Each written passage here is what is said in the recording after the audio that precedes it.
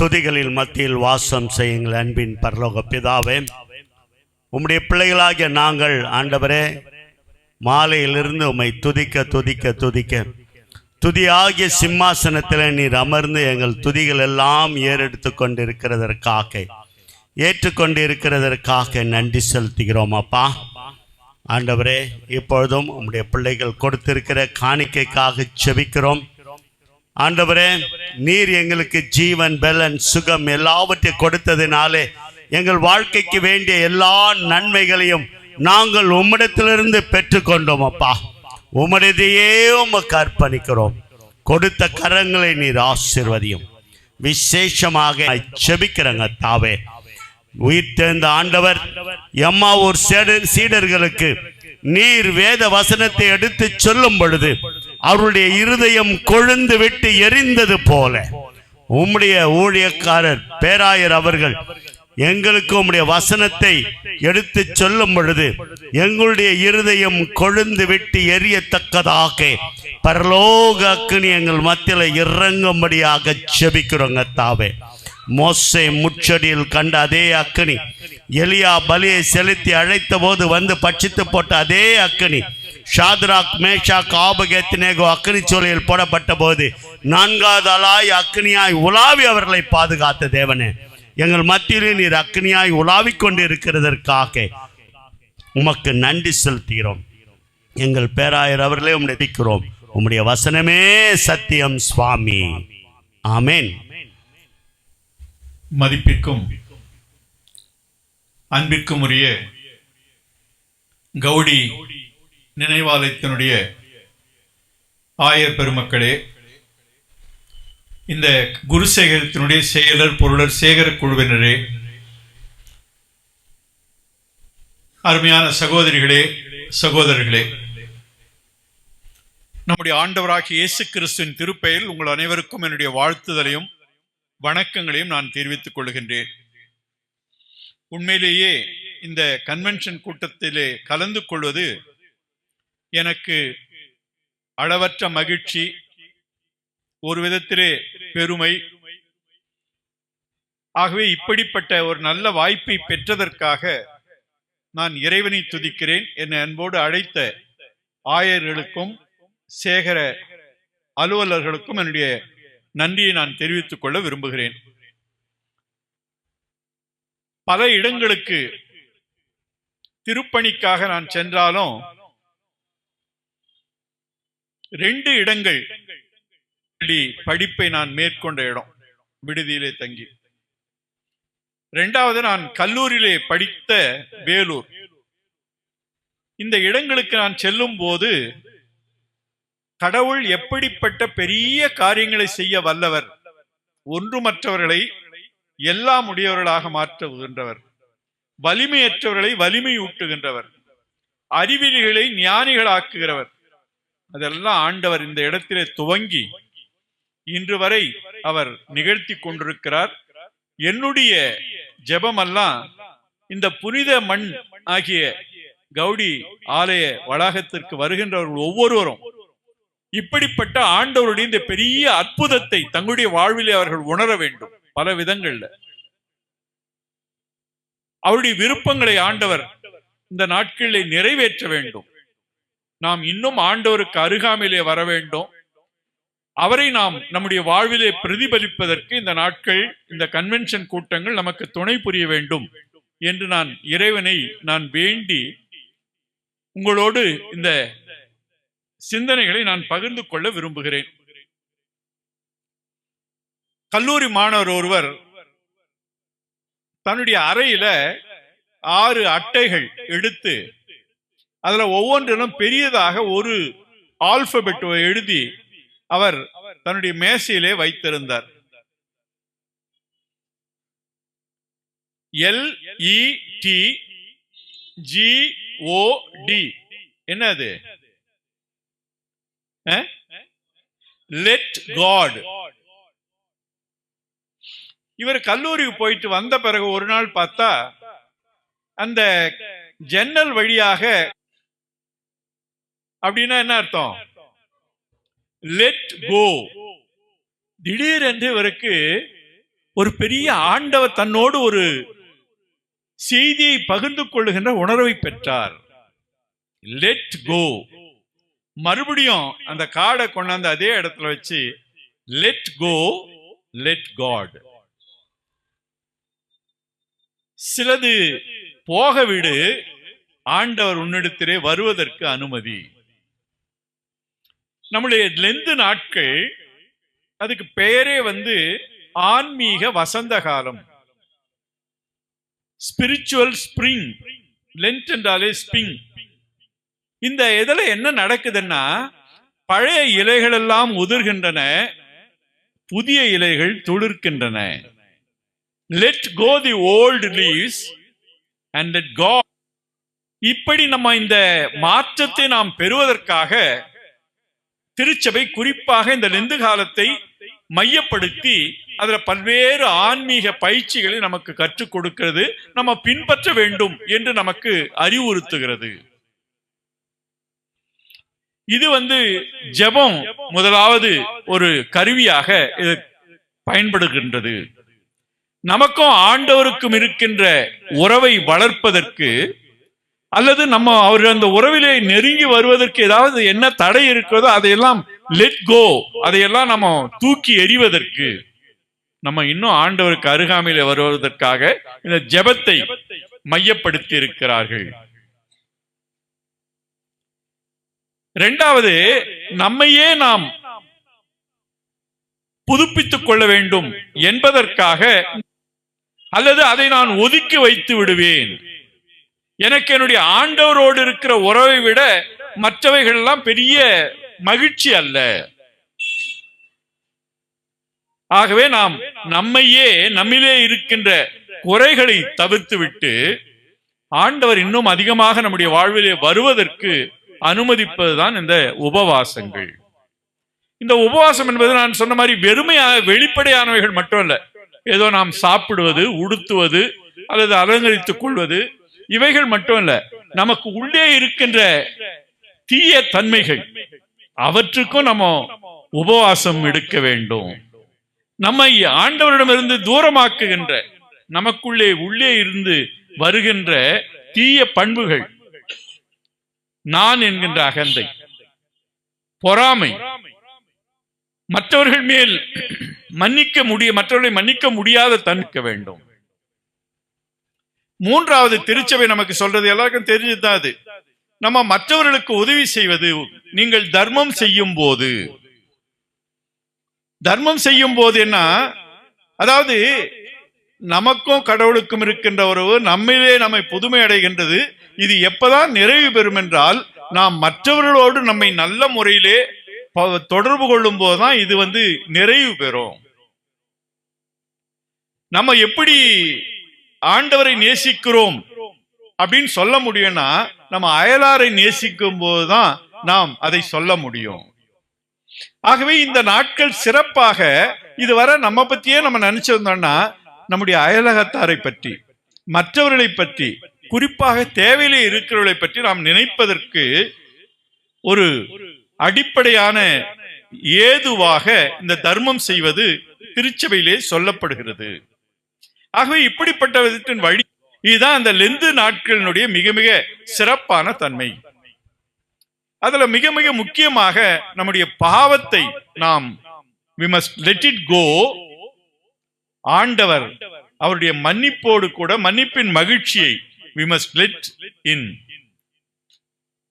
அந்த தொடர்பு தான் இன்றைக்கு படிக்கப்பட்ட 51ஆம் திருப்பாடலிருந்து ஒரு சில சிந்தனைகளை நான் பகிர்ந்து கொள்ள விரும்புகிறேன். பொதுவா அந்த 23வது திருப்பாடலுக்கு பிறகு திருச்சபையில அதிகமாக பயன்படுத்தப்படுகின்ற திருப்பாடல் 51வது திருப்பாடல். நம்முடைய வழிபாட்டுல முழுமையாகவோ அல்லது பகுதியாகவோ அதிகமாக இது பயன்படுத்தப்படுகிறது. குறிப்பாக இந்த லெந்து நாட்கள்ல நிறைய வழிபாடுகள்ல இது பயன்படுத்தப்படும். சும்மா சொல்லுவோம், நம்ம ஆண்டவரே சுத்த இருதயத்தை என்னிலே சிருஷ்டியும், நிலைவரமான ஆவியை என் உள்ளத்திலே புதுப்பியும். அப்புறம் மறுபடியும் தொடங்கணும். சுத்த இருதயத்தை என்னிலே சிருஷ்டியும், நிலைவரமான ஆவி என் உள்ளத்திலே புதுப்பியும், உமது சமூகத்தை விட்டு என்னை தள்ளி விடாமலும் உமது பரிசுத்த ஆவி என்னிடத்திலிருந்து எடுத்துக்கொள்ளாமலும் இரும். உமது இரட்சணியத்தின் சந்தோஷத்தை திரும்பவும் எனக்கு தந்து உற்சாகமான ஆவி என்னை தாங்கும்படி செய்யும். இதெல்லாம் நல்ல ஜெபம். இன்னைக்கு நான் உங்களுக்கு சொல்றது என்னன்னா, நீங்க போனீங்கன்னா வீட்டுல இன்னைக்குன்றது இல்லை, இன்னொரு நாளைக்கு கூட இந்த 51ஆம் சங்கீதத்தை நீங்க மனனமாக படித்துக் கொள்ளுங்கள். இதை உங்களுடைய ஜெபத்தினுடைய ஒரு பகுதியாக நீங்கள் ஒவ்வொரு நாளும் இதை ஏறிடுங்கள். ஏன்னா நம்ம அந்த பாவத்தை எப்படி விடுவது, பாவ மன்னிப்பின் மகிழ்ச்சி எப்படி பெறுவது என்பதற்கு ஒரு நல்ல உதாரணமான திருப்பாடலாக இது அமைந்திருக்கிறது.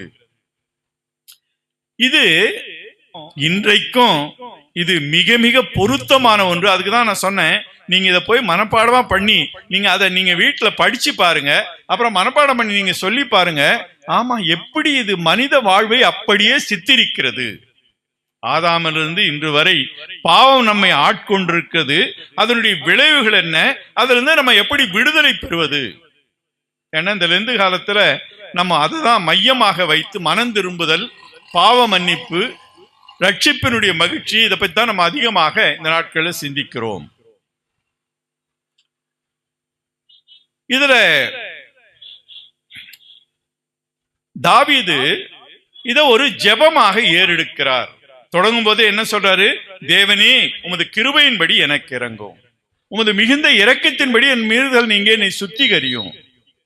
அதாவது தாவீது அவருடைய ரொம்ப உயர்ந்த நிலைமைக்கு வந்ததுக்கு, ஒரு பேரரசனாக ஆடுகளின் பின்னே போனவர் பேரரசனாக மாறியதற்கு அடிப்படை அது ஜெபமா இருக்கும்.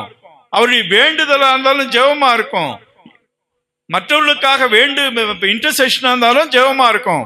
எல்லாமே அவருக்கு ஜெப வாழ்க்கை தான் மையமாக இருந்தது. அவருடைய வாழ்க்கையினுடைய வெளிப்பாடு ஜெபம் அப்படிப்பட்ட ஒன்றாக இருக்கிறது. நான் நினைக்கிறது,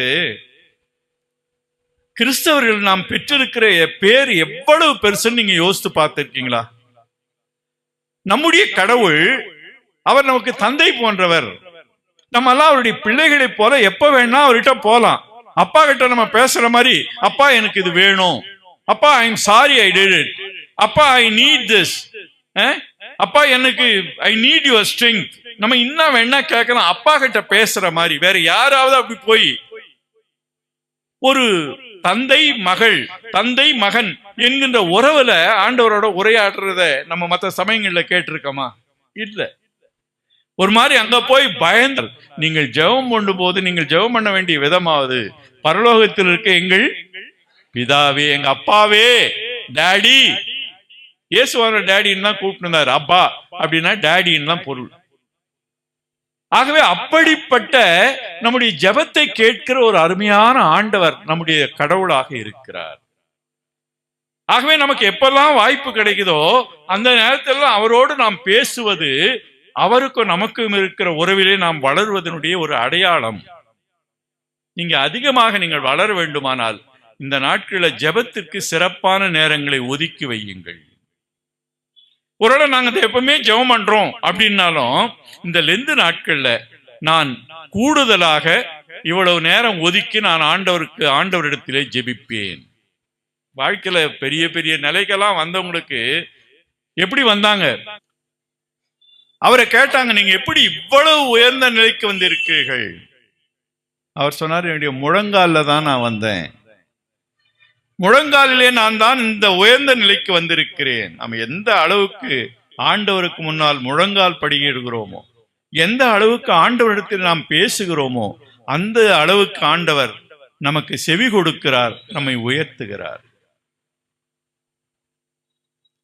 இந்த சங்கீதத்தை, இந்த திருப்பாடலை 3 பகுதிகளாக பிரிப்பார்கள்.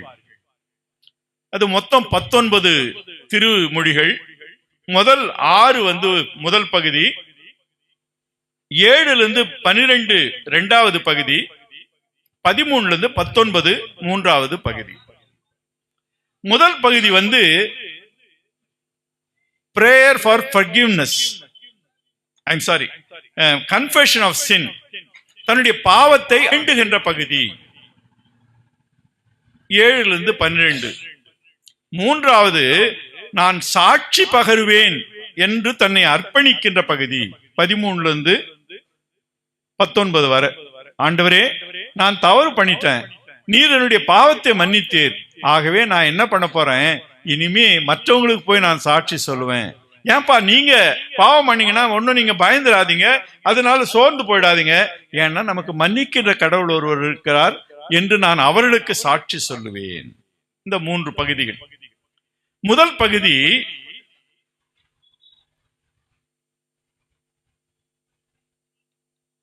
தன்னுடைய பாவத்தை அறிக்கை செய்கின்ற பகுதி. அதாவது நமக்கு இந்த பின்னணியும் தெரியும். இதுல முன்னால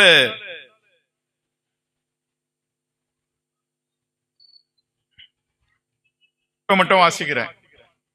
பாடகர் தலைவருக்கு தாவீதின் புகழ்ப்பா. தாவீது பத்சேபாளிடம் முறை தவறி நடந்த பின் இறைவாக்கினர் நாத்தான் அவரிடம் வந்தபோது அவர் பாடியது. நமக்கு இந்த தாவீது பத்சேபா நிகழ்வு நமக்கு நன்றாக தெரியும். இந்த நிகழ்வு நடந்து ஏறத்தாழ 9 மாதங்களுக்கு பிறகு நாத்தான் அவரிடத்திலே வருகிறார். குழந்தை பிறக்கிறதுக்கு முன்னால வந்து அவருடைய குற்றத்தை உணர்த்துகின்ற நேரத்துல இது பாடப்பட்டது. அப்போ இந்த 9 மாதமும் தாவீது பாவம் செஞ்சிட்டு அவர் எப்படி இருந்தார்? இந்த 9 மாதமும் அவர் அரியணையிலே உட்கார்ந்து இருந்தார். ஆனா அமைதியற்றவராக அவர் இருந்தார்.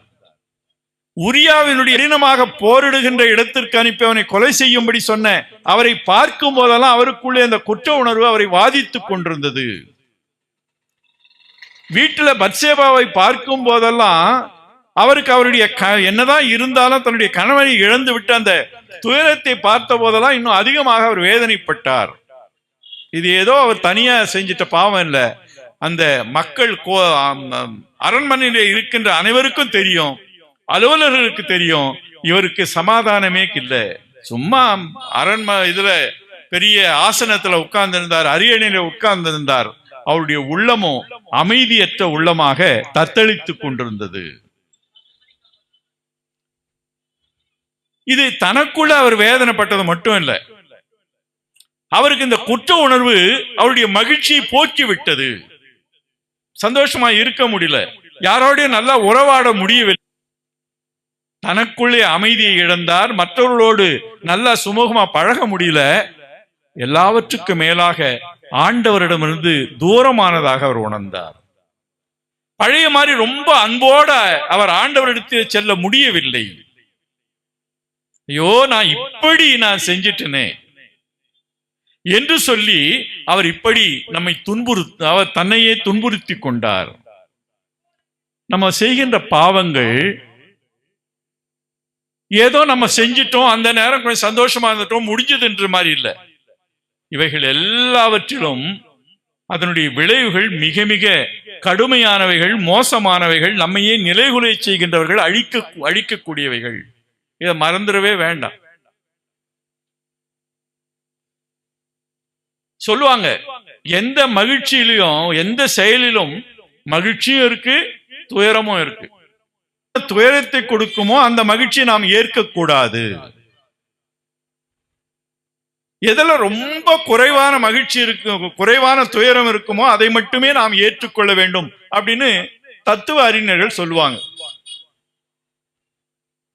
இதுல இந்த பாவத்துல இதுக்கு அதிகமான துயரத்தை நமக்கு கொடுப்பது, நம்மையே சீரழிப்பது அப்படின்றது தாவீது தன்னுடைய வாழ்க்கையில அவர் அறிந்து கொண்டார்.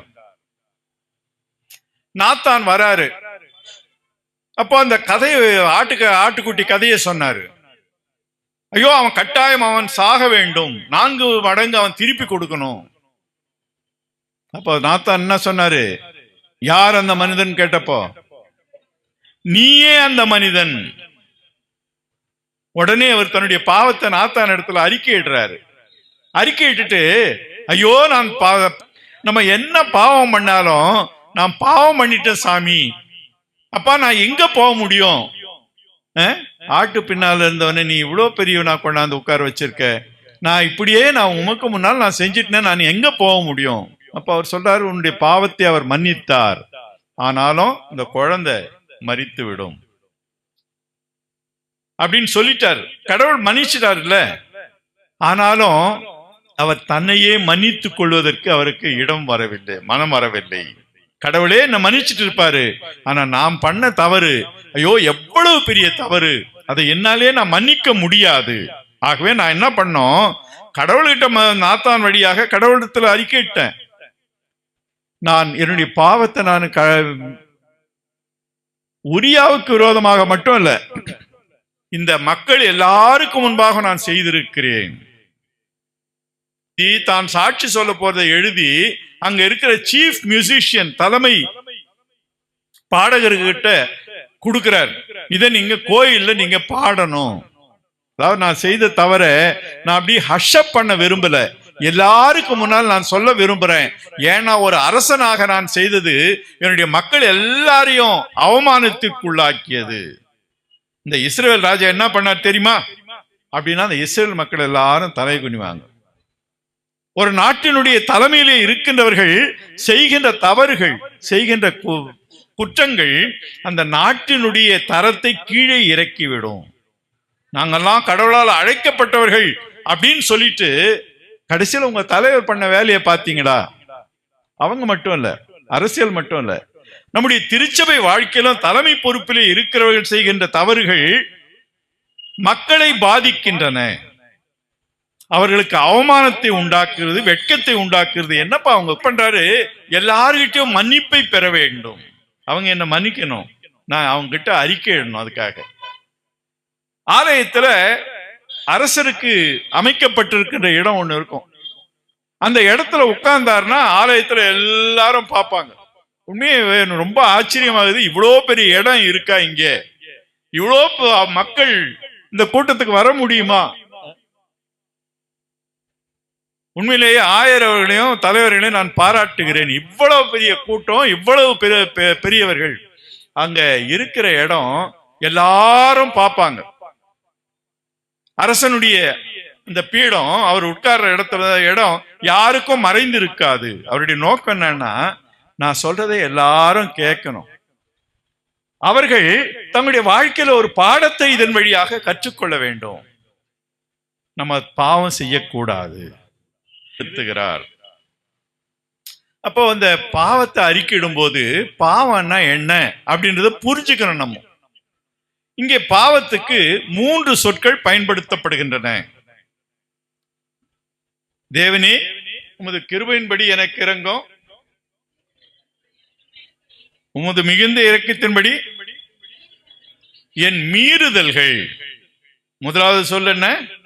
மீறுதல்கள். அப்புறம்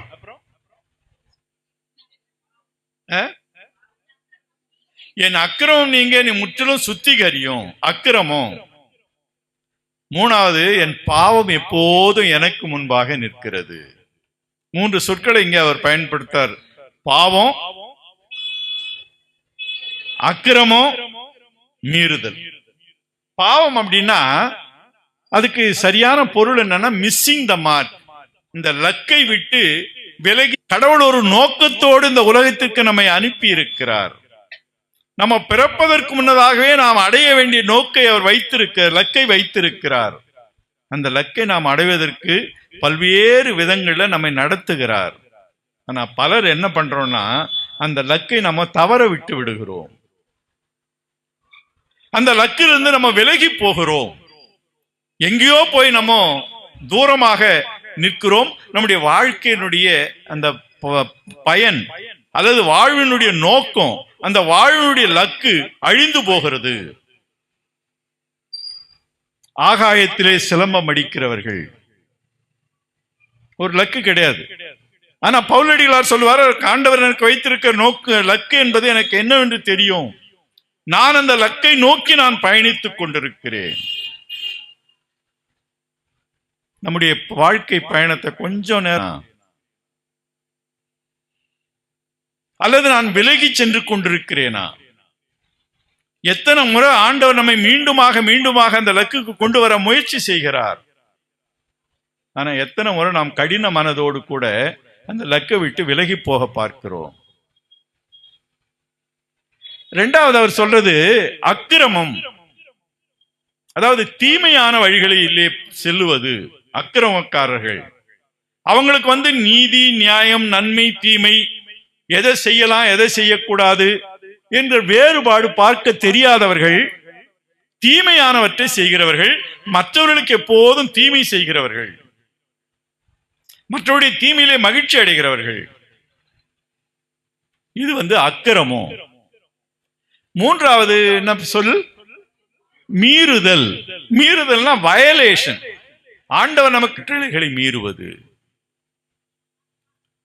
நம்முடைய வாழ்க்கையில எந்த நிலையிலான பாவம் நம்மை பீடித்து கொண்டிருக்கிறது அப்படின்னு நம்ம யோசித்து பார்க்கணும். நாம் பாவத்திலே நிலைத்து ஆண்டவருடைய லக்கை இழந்து விட்டு இருக்கிறோமா? நம்ம அக்கிரமங்களிலே பெருகி நம்ம ஆண்டவருக்கு விரோதமான செயல்களை செய்கிறோமா?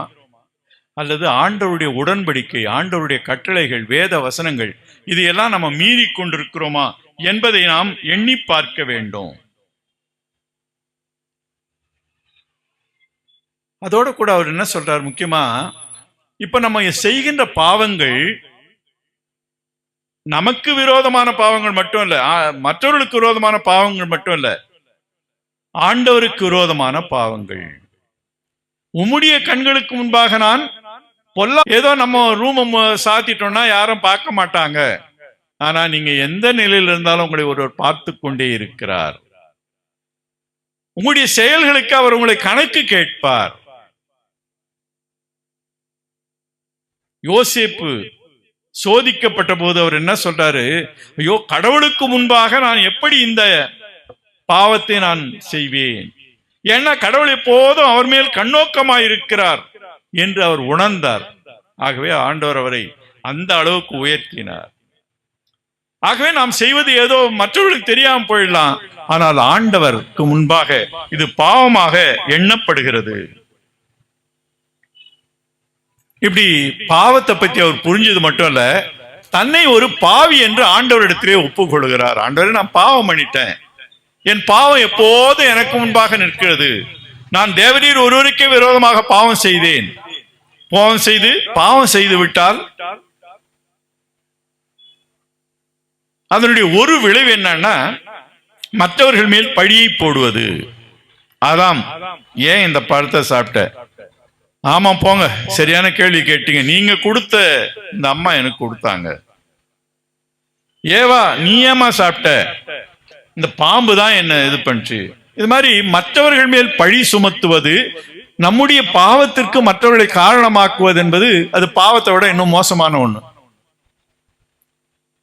நாம் நம்முடைய உண்மையான நிலைமையை ஆண்டவருக்கு முன்னால் நாம் ஏற்றுக்கொள்ள வேண்டும். நான் பாவம் செய்தேன். அல்லது அவர் என்ன சொல்ல, ஆண்டவரே நான் இந்த ஒண்ணுல தப்பு பண்ணிட்டேன், நீங்க கொஞ்சம் யோசிச்சு பாருங்க, இதுக்கு முன்னால் நான் எவ்வளவெல்லாம் நல்லது பண்ணியிருக்கேன், உம்முடைய மக்களுக்காக என்னுடைய உயிரே பணம் வைத்து நான் கோலியாத்தோட நான் போராடலையா, உமக்கு ஆலயம் கட்ட வேண்டும் என்று அவரை குறைத்து விடுவது அது ஒரு விதமான ஒரு காம்ப்ரமைஸ் மாதிரி. ஆனா தாவீது இது எதையும் செய்யல. அவர் தன்னுடைய தான் பாவி என்பதை அவர் ஒப்புக்கொள்ளுகிறார். அப்படி ஒப்புக்கொண்டாலும் அவருக்கு இப்போ அங்கே பாவத்து அவருடைய மைய எண்ணம் பாவத்தை பற்றி அல்ல. நான் பாவம் ரொம்ப கொடுமையானது, நான் பாவி. ஆனா அதை விட இன்னொரு உண்மை ஒண்ணு இருக்கு. அது என்னன்னா கடவுளுடைய கிருபை. அவர் தொடங்கும் போதே நான் நல்லவன்றதுக்காக வரல, ஏதோ தப்பு பண்ணிட்டேன், நல்லவனா இருந்து திடீர்னு தப்பு பண்ணிட்டுன்னு வரல. ஆனா நான் வந்திருக்கிறது உமது கிருபை சார்ந்து நான் வருகிறேன். தேவனே, உமது கிருபையின்படி எனக்கு இறங்கும், உமது மிகுந்த இரக்கங்களின்படி என் மீறுதல் நீங்க என்னை சுத்திகரியும். அப்பா, நான் உங்ககிட்ட கேட்கறது, அவர்கள் மரண தண்டனைக்கு உட்படுத்தப்பட வேண்டும், மற்றவர்களை கொல்லுகின்றவர்கள் மரண தண்டனைக்கு உட்படுத்தப்பட வேண்டும். ஆகவே நான் ரொம்ப தவறு பண்ணிட்டேன், ஆனால் நான் உங்ககிட்ட நிக்கிறது கூட எனக்கு தகுதி இல்லை. அதான் பின்னால சொல்றார், என்ன சொல்றாரு? சாவுக்கு ஏதுவான பாவத்திலிருந்து எங்களை விடுவியும் அப்படின்னு பின்னால சொல்வார்.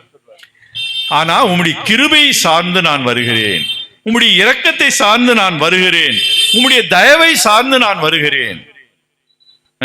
ஆண்டவரே, உம்முடைய கிருபையின்படி எனக்கு இறங்கோ, உமது மிகுந்த இரக்கத்தின்படி எனக்கு இறங்கோ. நீர் கிருபை உள்ளவர், மிகுந்த இரக்கம் உள்ளவர், நீர் தாய் உள்ளத்தோடு எங்களுக்காக கரிசனை கொண்டு பரிதவிக்கிறவர். ஆகவே நம்முடைய கடவுள் எப்படிப்பட்ட கடவுள்னா, நமக்காக எப்போதும் கிருபையுள்ளவராக இருக்கிறவர், நமக்கு அதிக இரக்கம் பாராட்டுகிறவர். அவர் சொல்றாரு, ஆண்டவரே, உன்னுடைய கிருபை மட்டுமே நான் சார்ந்து வந்திருக்கேன், நீ உன்னை விட்டு நான் எங்க போக முடியும், உன்னுடைய கிருபை நீ எனக்கு கொடுக்காவிட்டால் என்னுடைய வாழ்வு அழிந்து போகும் என்கிற நிலையிலே அவர் ஆண்டவரிடத்திலே வருகிறார். நம்ம பாவத்தை அறிக்கையிடும் போது நமக்கு தேவையானது ஒண்ணு, நம்மை பற்றி நாம் உணர வேண்டும். நான் யாரு? இரண்டாவது, நான் யாருகிட்ட போறேன்? அந்த கடவுள் எப்படிப்பட்டவர்? நான் பாவி, பாவ குணத்திலே பிறந்தவன், தாய் என்னை பாவத்திலே கர்ப்பம் தரித்தாள். ஆனால் நான் வழிபடுகின்ற கடவுள் அவர் பேரிரக்கமுடையவர், அவர் கிருபை நிறைந்தவர், அவர் மன உருக்கமுடையவர், அவரிடத்திலே வருகிறவர்களை ஒருபோதும் தள்ளாதவர் என்கின்ற உணர்வு நமக்கு ஏற்பட வேண்டும். இரண்டாவது பகுதி பாவ மன்னிப்புக்கான வேண்டுதல். தன்னுடைய நிலைமைய, பாவியாக இருக்கிற நிலைமையை ஒருவேளை 3 நிலைகளிலே அவர் இந்த வசனங்கள்ல அவர் சொல்றார். ஒண்ணு, ஒரு டைரி. டைரிக்கு தமிழ் என்ன சொல்றோம்? குறிப்பு, நாள் குறிப்பு. இரண்டாவது, ஒரு அழுக்கான ஆடை, அசுத்தமான ஆடை. மூன்றாவது, ஒரு மரணத்துக்கு ஏதுவான கொடிய வியாதி ஒண்ணு. அவர் என்ன சொல்றாரு? ஆண்டவரே, இங்க உமக்கு முன்னால ஒரு டைரி ஒண்ணு வச்சிருக்கீங்க, அதுல என்னுடைய பாவத்தை எல்லாம் நீங்க எழுதி வச்சிருக்கீங்க, அது நிறைய இருக்கு, எனக்கு தெரியும். ஆண்டவருடைய சமூகத்திலே ஞாபக புஸ்தகம் ஒன்று வைக்கப்பட்டிருக்கிறது இல்ல, அதுல அவர் எல்லாத்தையும் அவர் எழுதி வைத்திருக்கிறார். நிற்க முடியும் ஆண்டவரே, ஆனா உம்மிடத்துல நீர் மன்னிப்பு உண்டு, உமக்கு பயப்படும்படி உம்மிடத்திலே மன்னிப்பு உண்டு. இரண்டாவது, என்னுடைய உடையெல்லாம் அது கந்தையாக இருக்கிறது, அசுத்தமாக இருக்கிறது, எனக்குன்னு ஒன்னும் நீதின்னு ஒண்ணும் கிடையாது, எல்லாத்தையும் நான் அசுத்தமாக்கி கொண்டேன், நீ கொடுத்த நீதியினுடைய நான் அசுத்தமாக்கி அதை கெடுத்து போட்டேன். அதே போல ஆண்டவரே, நான் இப்போ ஒரு மரணத்தினுடைய வியாதியினுடைய பிடியிலே நான் இருக்கிறேன். இப்ப கொடுமையான கொரோனா மாதிரி ஒரு இது, நம்ம பிழைப்போமா பிழைக்க மாட்டோமா எனக்கு தெரியாது. ஆகவே அவர் என்ன சொல்றாருன்னா, நீங்க என்ன பண்ணுங்க, அந்த நாட்குறிப்புல இருக்கிற எல்லாத்தையும் நீங்க அழிச்சிடுங்க, என்னுடைய உடையில இருக்கிற அழுக்கையெல்லாம் நீங்க சுத்தமாக்கிடுங்க. இந்த சங்கீதத்துல, நீர் என்னை ஈசோப்பினால் சுத்திகரியும், அப்பொழுது நான் சுத்தமாவேன். ஈசோப்பு ஒரு தாவரம். யாராவது பிசாசு ஓட்டுறதுக்கு என்ன பண்ணுவாங்க, அத தண்ணியில் நினைச்சு அவங்க மேல தெளிப்பாங்க, அசுத்த ஆவி போயிடும். பலி பொருட்களை கொண்டு வருவாங்க. 2 பறவையை கொண்டு வந்தா ஒரு பறவையை வெட்டுவாங்க, அதனுடைய ரத்தத்துல இந்த ஈசோப்பை நினைத்து இந்த பாவம் செய்தாரே அவர் மேல தெளிப்பாங்க, பலிபீடத்துல தெளிப்பாங்க, ஒரு புறாவை அப்படியே விட்டுருவாங்க. அவருடைய பாவங்கள் மன்னிக்கப்படுகின்றன. இஸ்ரவேல் மக்கள் எகிப்திலிருந்து புறப்பட்ட போது அந்த ஈசோப்புல, ஆகவே இது நமக்கு பாவத்தை போக்குவது, நமக்கு வர இருக்கிற தண்டனையை நீக்குவது. ஆகவே ஈசோப்பினால் நீர் என்னை சுத்திகரியும். அப்புறம் அடுத்த வசனம், அப்பொழுது நான் சுத்தமாவேன், நீர் என்னை கழுவி அருளும். இந்த துணி அழுக்காயிடுச்சு, ஆகவே நீங்க என்ன பண்ணுங்க, இத சுத்தம் பண்ணிடுங்க. ஊர்ல எல்லாம் என்ன பண்ணுவாங்க, இப்ப நம்ம துணி எங்க துவைக்கிறோம், மிஷின்ல போட்டு எடுத்து காய போடுறோம். கிராமத்தில எல்லாம் அத பண்ணார் கொண்டு போவாங்க, அதை வேக வைப்பாங்க, அந்த கல்லுல போட்டு அடின்னு அடிப்பாங்க. அப்போ கரை போல இவனா மனுஷனா போட்டு காலில் போட்டு அந்த கல்லு மேல தேய்ப்பாங்க. சாமி, அது மாதிரி நீ என்ன கொஞ்சம் அடிச்சா கூட பரவாயில்ல, என்ன போட்டு தப்பனாலும் பரவாயில்ல, உன் காலில் கொஞ்சம் மெதிச்சுட்டு தள்ளி விட்டாலும் பரவாயில்ல, ஆனா எப்படியாவது நான் சுத்தமாகணும் சாமி, அவ்வளவு அழுக்காயிட்டேன் நான். அதே மாதிரி என்னுடைய மரணத்துக்கு ஏதுவான வியாதி என்னை பீடித்து இருக்கிறது. ஆகவே நான் சந்தோஷம் மகிழ்ச்சியும் கேட்டில என் எலும்பெல்லாம் அப்படியே நோவுது, நான் இப்படி கஷ்டப்பட்டு கொண்டிருக்கிறேன், நான் உன்னுடைய பாவத்தை மன்னித்தேன் அப்படின்னு அந்த மகிழ்ச்சியான செய்தியை நான் கேள்விப்பட்டேன்னா நான் நல்லா ஆயிடுவேன். நான் சந்தோஷம் மகிழ்ச்சியும் கேட்கும்படி செய்யும். அப்பொழுது நீ நொறுக்கின எலும்புகள், என்னுடைய வியாதி, என்னுடைய பலவீனம் எல்லாம் போயிடும் சுவாமி என்று ஆண்டவரிடத்திலே அவர் மன்னிப்புக்காக கேட்கிறார். மன்னிப்பு என்பால் என்னன்னா, ஆண்டவரிடமிருந்து விலகி போன நாம் மறுபடியும் ஆண்டவருடைய உறவிலே பழைய நிலைக்கு வருவது, பழைய மாதிரியே அப்பா என்று அழைப்பது. அதான் இங்கே தாவீது நமக்கு சொல்லுகிறார். அப்புறம் அவர் என்ன கேட்கிறாரு, அது ஆமா,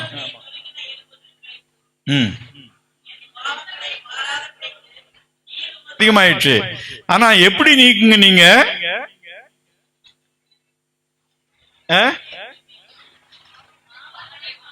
என்னுடைய பாவங்களை பாராதபடிக்கு, எனக்கே பார்க்கறதுக்கு சகிக்கல என் அசிங்கத்தை, நீ ஏன்பா பார்க்க போற? போலீஸ் காவல்துறையினர் சிலர் அரெஸ்ட் பண்ணி கொண்டு போவாங்க. அவங்க எல்லாம் என்ன பண்றாங்க? தலையை மூடிப்பாங்க, முக்காடு போட்டுப்பாங்க. ஏன்னா இந்த மீடியா கேமராவுக்கு அவங்க தெரியக்கூடாது, அது எங்களுக்கு வெக்கமா இருக்கு. சாமி, நானே வெக்கப்படுறேன் என்ன நிறைய பார்க்கறதுக்கு, நீ ஏன்பா அதை போய் பார்க்க போற? நீ என்னுடைய பாவங்களை பாராதபடிக்கும் உடைய முகத்தை மறைத்து என் அக்கிரமங்களை எல்லாம் நீக்கிடலும். அப்புறம் அவர் சொல்றாரு, எனக்கு சுத்த இருதயத்தை தந்தருளும். சுத்த இருதயத்தை என்னிலே சிருஷ்டியும். அதாவது நான் ஏதோ பாவம் பண்ணிட்டேன்றது ஏதோ சூடு எல்லாம் காரணம் இல்ல, நான் என் உள்ளத்துல பாவம் குடிகொண்டு இருக்கிறது, நான் தான் அதுக்கு காரணம். ஆகவே நீர் மற்ற எதையும் சேர்த்து மாற்ற, ஏன்னா இருதயத்திலிருந்து தானே எல்லா தீய எண்ணங்களும், தீய நினைவுகளும், தீய பழக்கங்களும் நமக்கு தோன்றுகின்றன. ஆகவே என்னுடைய சுத்த இருதயத்தை என்னுடைய சிருஷ்டியும், நிலைவரமான ஆவியை என்னுடைய புதுப்பியும். நான் அப்படியே உங்களை நிலைத்து இருக்கணும். ஒரு நாளைக்கு பாவத்தை விடுறேன், மறுநாள் ரெண்டத்தனையே நான் பாவத்தை செய்யறேன்னா மாறிடுறேன். ஆகவே நிலைவரமான ஆவியை என் உள்ளத்திலே புதுப்பியும். அப்புறம் உமது சன்னிதானத்தில், உம்முடைய சமூகத்திலிருந்து என்னை தள்ளிவிடாமலும் உமது பரிசுத்த ஆவியை என்னிடத்திலிருந்து எடுத்துக்கொள்ளாமலும் வரும். ஏன்னா அதெல்லாம் எனக்கு யோசித்து பார்க்கவே முடியல சாமி. எனக்கு தெரியும் உம்முடைய சன்னிதானத்திலிருந்து போறதுன்னா என்னன்னு. ஆதாம் பாவம் செய்த போது அவனை ஏதேனிலிருந்து நீ துரத்தி அங்கே ஒரு காவலாளியை வைத்தீர். அவன் இனிமே அதுக்குள்ள போவே முடியாது, அவ்வளவுதான். பரதேசிலிருந்து அவன் அனுப்பப்பட்டான், உங்களுடைய சன்னிதானத்திலிருந்து அவனை வெளியே அனுப்பிட்டீங்க சாமி. நீங்க அது மாதிரி என்ன அனுப்பிச்சு நான் எங்க போவேன்? காயின் போனானே, நான் எங்க போவேன்? எங்களுக்கெல்லாம் போக்கிடம் கிடையாது, உன்னை தவிர, உண்மை தவிர எங்களுக்கு வேற எங்க போக முடியும்? ஆகவே உங்களுடைய சமூகத்திலிருந்து எங்களை தள்ளிடாத. உங்களுடைய பரிசுத்த ஆவி என்னிடத்தில் அரசன். இந்த சவுல் சொல்லப்பட்டிருப்பது என்னவென்றால், ஆண்டவருடைய ஆவி அவர் மேல வந்தது, அவர் போய் 10,000 பேரை கொன்றார். ஆண்டவருடைய ஆவி அவரிடமிருந்து எடுபட்டது. ஒரு கோலியாத்துக்கு பயந்து 40 நாள் நடுங்கி கொண்டிருக்க பயத்துல ஆண்டவருடைய ஆவி நம்ம மேல இல்லைன்னா அது எவ்வளவு பரிதாபமான ஒரு நிலைமைக்கு நம்ம தள்ளும். நம்ம யோசித்து பார்க்கணும். எங்கே தேவனுடைய பிரசன்னம் இல்லையோ, எங்கே தேவனுடைய ஆவி இல்லையோ, அங்க தேவனுடைய பிரசன்னமும் இருக்காது. ஆண்டவரே, உம்முடைய சமூகத்திலிருந்து தள்ளாமலும் உம்முடைய பரிசுத்த ஆவி என்னிடத்திலிருந்து எடுத்துக்கொள்ளாமலும் வரும். அப்புறம் உமது ரட்சண்யத்தின் சந்தோஷத்தை திரும்பவும் எனக்கு தந்து உற்சாகமான ஆவி என்னை தாங்கும்படி செய்யும். சாமி, எனக்கு அந்த சந்தோஷத்தை கொடு சாமி, அந்த உற்சாகத்தை கொடு சாமி. நான் இதுக்கு முன்னால் நான் எப்படி இருந்தேன்? சும்மா உம்முடைய உடன்படிக்கை பெட்டி போகும்போது அவ்வளவு சந்தோஷமா நான் கிண்ணத்தை நான் வாசித்து எல்லாரையும் சந்தோஷப்படுத்தினேன். அதை வாசிக்கும் போது நானே சந்தோஷப்பட்டேன். இப்ப எல்லாமே போயிடுச்சு சாமி. என்னால சந்தோஷமா இருக்க முடியல, சந்தோஷமான குரலை நான் கேட்கவில்லை. இறைவா, மறுபடியும் அந்த சந்தோஷத்தை எனக்கு கொடுப்பா, மீண்டும் அந்த ரட்சிப்பினால உண்டாகிற அந்த மகிழ்ச்சி எனக்கு தாரும் என்று சொல்லி ஆண்டவரிடத்திலே அவர் வேண்டிக் கொள்கிறார்.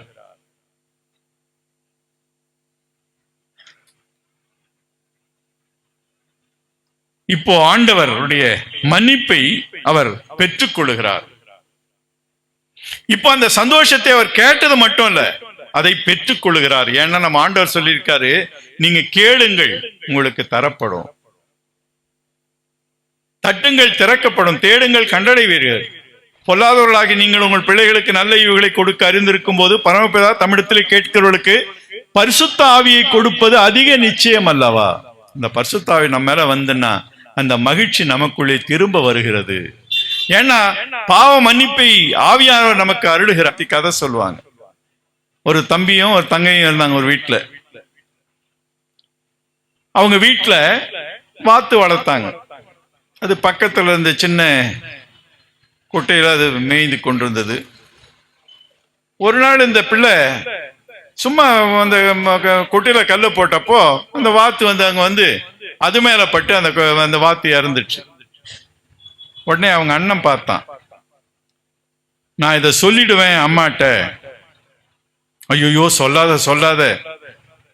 அதுல இருந்து ஒவ்வொரு நாளும் அவன் டீஸ் பண்ண ஆரம்பிச்சான். ஏதாவது பலகாரம் கொடுத்தாங்கன்னா அதை எனக்கு கொடு, உனக்கு தான் கொடுத்துருக்காங்களே வாத்து. எது பார்த்தாலும் இதையே அவன் சொல்லி சொல்லி மிரட்டிட்டு இருந்தான். ஒரு நாள் இந்த பிள்ளை அம்மா கிட்ட போய் அழுதா. அப்ப சொன்னா, நானுக்கு வாத்தை கொல்லணுன்றதுக்காக போடல, சும்மா போட்டா அந்த வாத்து அந்த பக்கம் வந்தது, அது இறந்துடுது. அப்ப அவங்க அம்மா பண்றான், எப்படி உன்னை ஏமாத்துறான், எப்படி உன்னை ஹாரஸ் பண்றான்றதையும் நான் பார்த்துன்னு இருந்தேன். நீ அதை பத்தி கவலையே படாதம்மா, நீ ஏன் மகா, வாத்து உன்னை விடவா எனக்கு எல்லா வாத்தும் பெருசு, அது எல்லாத்த விட நீ எனக்கு பெரியவமானு கட்டி பிடிச்சி முத்தம் கொடுத்தாங்க. மறுநாள் இந்த பையனுக்கு தெரியாது. அது மறுநாள் அவங்க அம்மா பலகாரம் கொடுத்த உடனே, அதை கொண்டாங்க முடியாது, வாத்து அது நேத்து, இனிமே நீ இதை சொல்லிட்டு இருக்க முடியாது. சாத்தானே, என் பாவத்தை என் பலவீனத்தை எனக்கு நினைவூட்டி என்ன அப்படியே ஒழுங்க வைக்கலான்னு பாக்குறியா? அதெல்லாம் நடக்காது. என்னுடைய ஆண்டவர் என்னுடைய பாவத்தை மன்னித்து விட்டார். அவர் எனக்கு அவருடைய மீட்பின் மகிழ்ச்சி எனக்கு தந்து விட்டார். நான் அவருடைய பிள்ளையா இருக்கிறதுனால நீ ஒரு நாளும் என்னை இனிமே பயமுறுத்த முடியாது. மூன்றாவது அவர் சொல்றாரு, ரட்சிப்பின் சந்தோஷத்தை திரும்ப எனக்கு தந்து உற்சாகமான ஆவி என்னை தாங்கும்படி செய்யும். அப்பொழுது பாதகருக்கு உமது வழிகளை உபதேசிப்பேன், பாவிகள் உம்மிடத்தில் மனம் திரும்புவார்கள். நம்ம எல்லாரும் ஊழியம் செய்யணும்னு ஆசைப்படுறோம் இல்லையா? அது நல்லதா கெட்டதா? நல்லது. ஆனா அதுக்கு முதல் தகுதி என்னவா?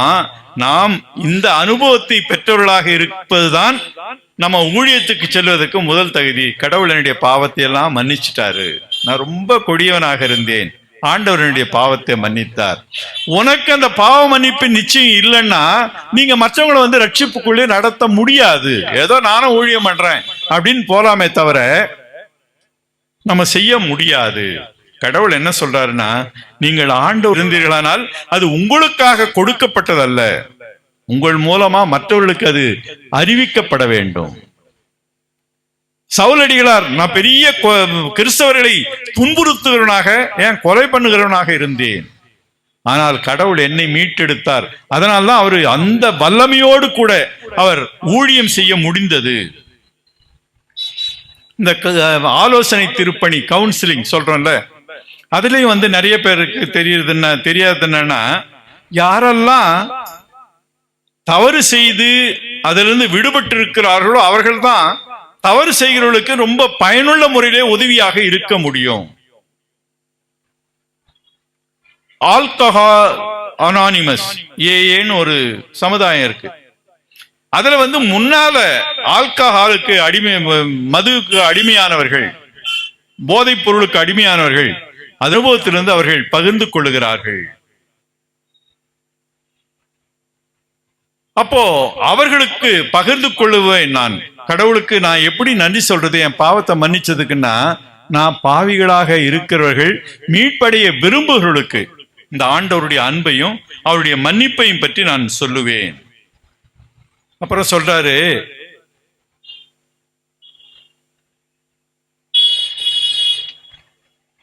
பாதகருக்கும் அதை வழியை உபதேசிப்பேன், பாவிகளும் மறந்திருப்பார்கள். தேவனே என்னை ரட்சிக்கும் தேவனே, இரத்த பழிகளுக்கு என்னை நீங்களாக்கி விடும்.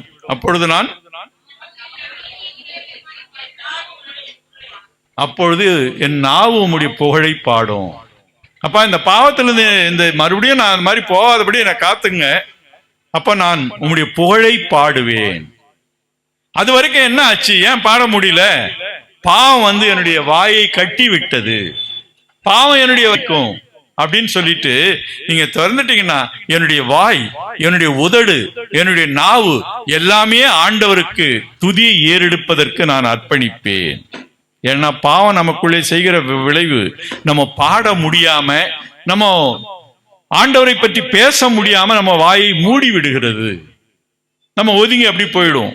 ஆனா ஆண்டவர் நமக்கு விடுதலையை கொடுத்துட்டார்னா ரொம்ப சந்தோஷமா நம்முடைய உதடு, நம்முடைய நாவு, நம்முடைய வாய் எல்லாம் ஆண்டவரை புகழ்கின்றவைகளாக மாற்றப்படுகின்றன.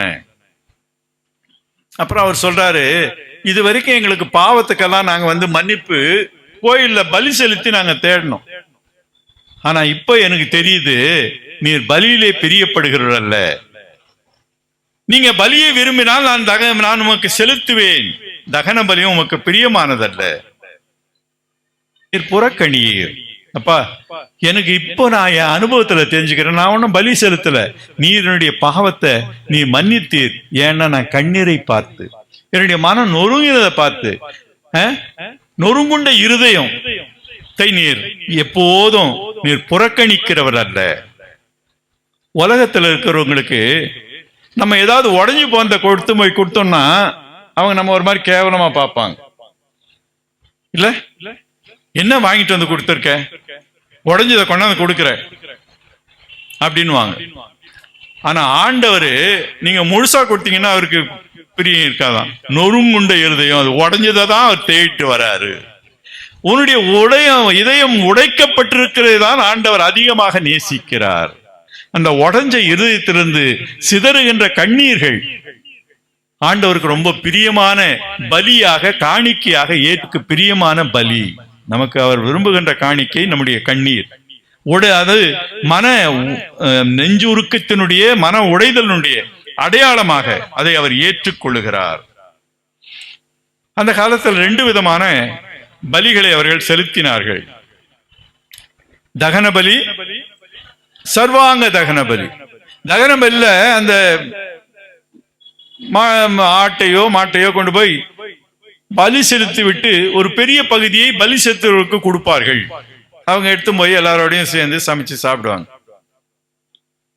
சர்வாங்க தகன பலினா முற்றிலுமாக தகனிக்கப்படும். அதுல அந்த சாம்பலை தவிர ஒன்றும் மிஞ்சாது. ஆண்டவர் எப்படிப்பட்ட பலியை விரும்புகிறாராம்? நம்ம காட்டிட்டு கொண்டாடுறது இல்லை, நம்மையே முழுமையாக ஆண்டவருக்கு அர்ப்பணிக்கின்ற பலி. நான் என்கின்ற அந்த ஈகோவை, நாம பொறாமை, இப்படி நம்ம பொச்சரிப்பு, இது அதெல்லாம் எல்லாம் எதெல்லாம் நம்மை அரித்து கொண்டிருக்கிறதோ எல்லாத்தையும் நம்ம தகன பலியாக அவரிடத்திலே வைக்க வேண்டும். அதுக்கப்புறம் அவர் சொல்றாரு, சீயோனுக்கு உமது பிரியத்தின்படி நீர் நன்மை செய்யும், எருசலேமின் மதில்களை கட்டுவீராக.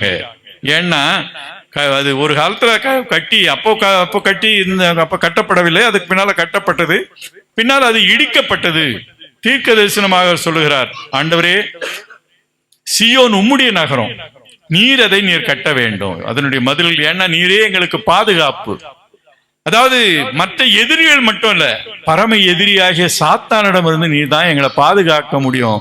நீர் எங்களுக்கு மதிலாயிரம், நீர் எங்களுக்கு அரணாயிரம், நீர் எங்களுக்கு கோட்டையாயிரம், நீர் எங்களுக்கு கண்மலையாயிரம் அப்படின்னு ஆண்டவரிடத்தை கேட்கிறார்.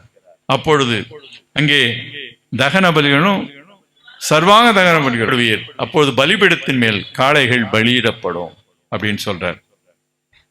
நமக்கு தெரியும் ஆண்டவர் மிருகங்களின் பலியில் அல்ல, நீதியின் பலிகளில் பிரியப்படுகிறார். நான் உங்களிடத்தில் எதை எதிர்பார்க்கிறேன்? நீங்க நீதியை செய்யுங்க, நன்மையை செய்யுங்க, ஏழை எளியவர்களுக்கு நீங்கள் உதவி செய்யுங்கள். இதுதான் கடவுளுக்கு உகந்த உபவாசம் என்பதாக மீகா தீர்க்கதரிசியின் வழியாக அவர் சொல்லுகிறார். ஆப்பிரிக்காவில் ஒரு மிஷினரி இருந்தார். அவர் வெராண்டாவில் உட்கார்ந்து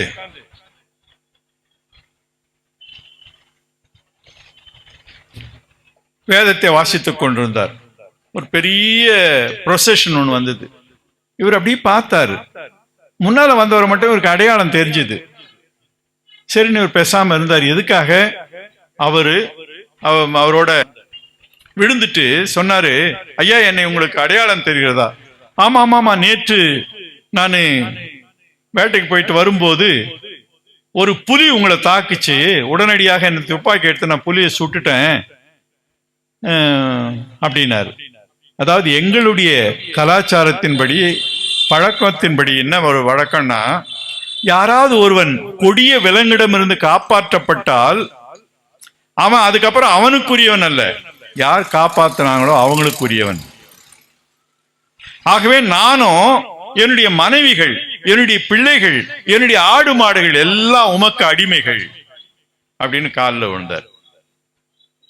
அப்போ அவருக்கு இந்த மிஷினரி சொன்னாரு, எப்பா, நமக்காக ஒருத்தர் கொல்கதாவில் தன்னையே கொடுத்து நம்முடைய உயிரை காப்பாற்றியிருக்கிறார். இந்த கொடிய சாத்தானுக்காக செலுத்தப்பட்ட பலி அவருக்கு நாம் அடிமைகளாக நம்மை அர்ப்பணிக்க வேண்டும் என்று சொல்லி அந்த எல்லாரும் கிறிஸ்தவர்களாக மாறினார்கள். அந்த ஊர்லயும் வேகமாக கிறிஸ்தவம் பரவினது. இயேசுவானவர் நமக்கு மீட்பராக வந்தவர். மீட்பை பெறுவதற்காக அவருடைய தியாகங்களை நினைக்கின்ற காலம் இந்த லெந்து நாட்கள். அவருடைய மரணத்தை நினைக்கின்ற காலம் லெந்து நாட்கள். அந்த உன்னதமான பலியை எண்ணி ஆண்டவருக்கு நம்மை அர்ப்பணிக்கின்ற காலம் இந்த லெந்து நாட்கள். இதுதான் ஒவ்வொரு ஞாயிற்றுக்கிழமையிலும் அப்பம் பிற்கும் போது அவருடைய மரணத்தை நாம் நினைவு கூறுகிறோம், அவருடைய உயிர்த்தெழுதலை அறிக்கையிடுகிறோம், அவர் திரும்ப வருவார் என்று காத்திருக்கிறோம். அவர் வரும்போது நம்ம இந்த மகிழ்ச்சியோட, தாவீதனுடைய மகிழ்ச்சியோட அவரோட பாடி ஆடி அவரை வரவேற்க தயாராக இருக்கிறோமா? அல்லது அவர் வந்துட்டார்னா நம்ம எங்கேயாவது சைட்ல ஓரத்துல எங்கேயாவது ஒளியணும்னு நினைப்போமா? ஆதாம் ஏவாளை போல அவர் வருகிறார் என்று அறிந்த உடனே அவர்கள் அதே கடவுள் இன்றைக்கும் நமக்கு அதே மன்னிப்பை, அதே மன்னிப்பின் மகிழ்ச்சியை நமக்கு கொடுக்க விரும்புகிறார். நம்ம சற்று நேரம் இருக்கிற இடங்கள்ல அமைதியாக தலைகளை தாழ்த்தி நாம் கேட்ட இந்த செய்தியில ஆண்டவர் உங்களோட தனிப்பட்ட முறையில, உங்களுக்கு பொருத்தமான முறையில என்ன பேசினார் என்பதை சிந்திப்பது மட்டுமல்ல, ஆண்டவரே எனக்கும் அந்த மீட்பை தாரும், மீட்பின் மகிழ்ச்சியை தாரும், சுத்த இருதயத்தை தாரும், உமக்கு அருகாமையை எப்போதும் நான் பெற்றுக்கொள்ள உதவி செய்திடணும். உம்முடைய ஆவியானுடைய அருள், ஆற்றல், நீர் என்னவெல்லாம் நீர் உம்முடைய பிள்ளைகளுக்கு அருள காத்திருக்கிறோ எல்லாவற்றையும் எங்களுக்கு தாரும் என்று ஆண்டவரிடத்தில் வேண்டிக் கொள்வோம். இந்த ஆயக்காரனை போல தேவனாகிய தேவனே, பாவியாகிய என் மேல் கிருபையாயிரும். அவன் நீதிமானாக்கப்பட்டவனாக சென்றான். புதிய அனுபவத்தோடு, ஆழ்ந்த மகிழ்வோடு நாம் செல்ல இறைவனிடம் மன்றாடுவோம்.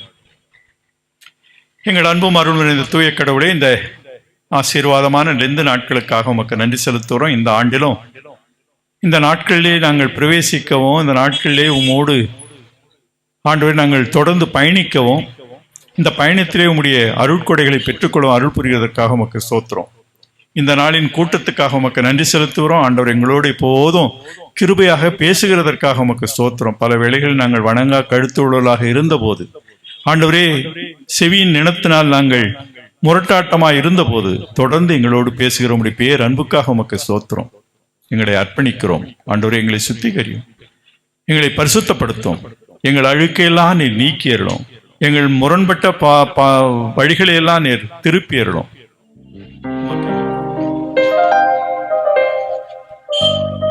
அன்புக்குரியவர்களே, நீண்ட வருடங்களுக்கு பிறகு ஒரு ஆழமான சத்தியத்தை நாம் கேட்டோம். உண்மையாகவே ஒரு பெரிய மாறுதல்களை இப்போது நம்முடைய உள்ளத்தினுடைய கதவுகள் திறக்கப்பட்டு நம்மை நாமே புடமிட்டு பார்த்து கொள்ளுகின்ற ஒரு சூழலிலே நம்முடைய அன்பு பேராயர் அவர்கள் அவருடைய வார்த்தையின் மூலமாக அதை வெளிப்படுத்தியிருக்கிறார். ஆகவே இந்த சத்தியம், இந்த வார்த்தைகள் நம்மை புதுப்பித்துக் கொண்டே இருக்கும் என்ற நம்பிக்கையோடு மீண்டுமாக நம் அனைவரின் சார்பாக பேராயர் அவர்களுக்கு நன்றிகளை தெரிவித்துக் கொள்கின்றோம்.